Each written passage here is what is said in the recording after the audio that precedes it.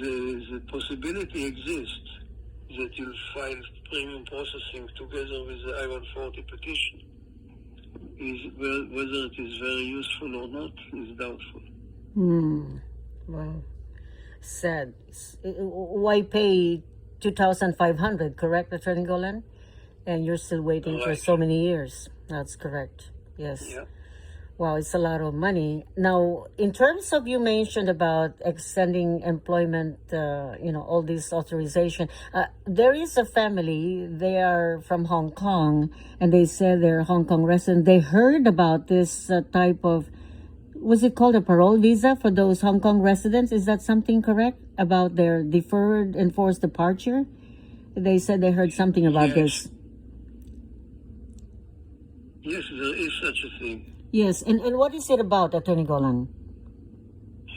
This is similar to what is more widely known as TPS, Temporary Protected Status, that some other countries get.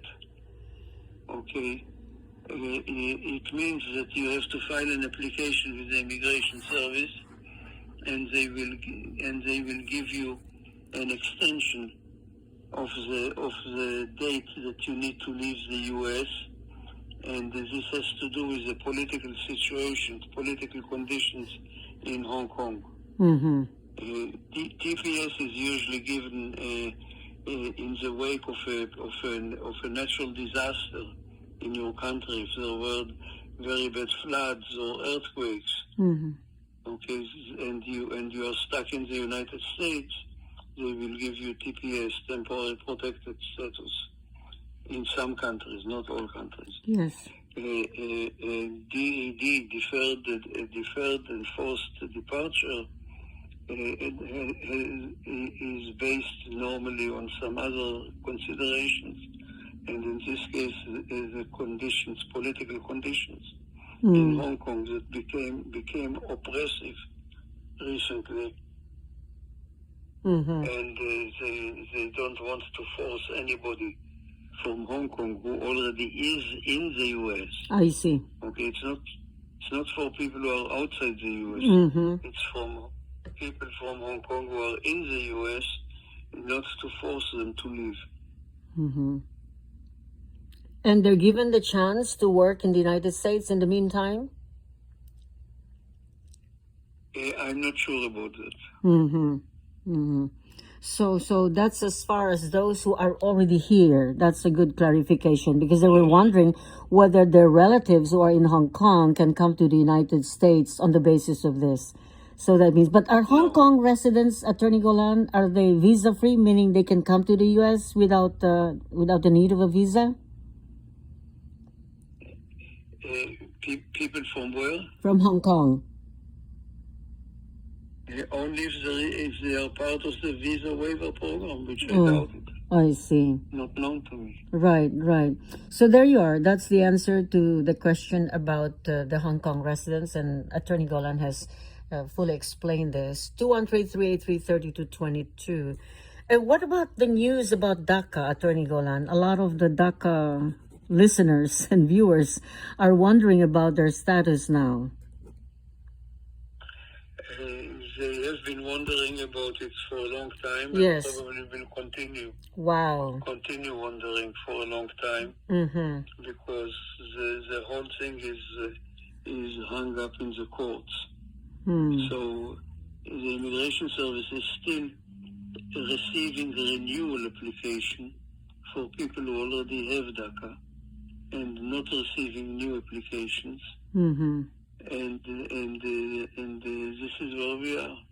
I see. Well, so stay tuned for the news in the future. Attorney Golan, questions arise from many green card holders who have expressed their concern. They wanted to know, and some people really would like to remain as green card holders because of some special interest they have in their country.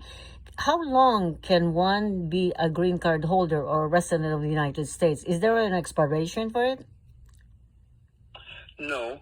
I see. There is an expiration date of the card, of the piece of plastic, which needs to be renewed every 10 years. but this is not an expiration of the status Mm-hmm. of being a permanent resident. So as long as you extend your file an application for renewal of your green card every 10 years, you can continue in this condition for the rest of your life, as long as you don't violate any regulations. I see. So, by the way, why is it called the green card? Is it green in color? It used to be when I was very, very young. Okay. So it is still called the green card as a matter of Wow. habit. It was a green card maybe 80 years ago, or I don't know. In the meantime, the color changed many times, and the format changed many times. But out of habit, it is being called the green card. Now, do the green card holders have to have another sort of like interview when they renew? I mean, after 5 years, perhaps, to like review the records they have in the country, or not really? Normally, it is done without an interview. They have to provide new fingerprints to show that they did not commit any crimes during the intervening 10 years. And the Immigration Service, of course, now with all the computerized, digitized files they have, are checking their records and reviewing their comings and goings in and out of the U.S. And in most cases, will just mail them a new green card without an interview.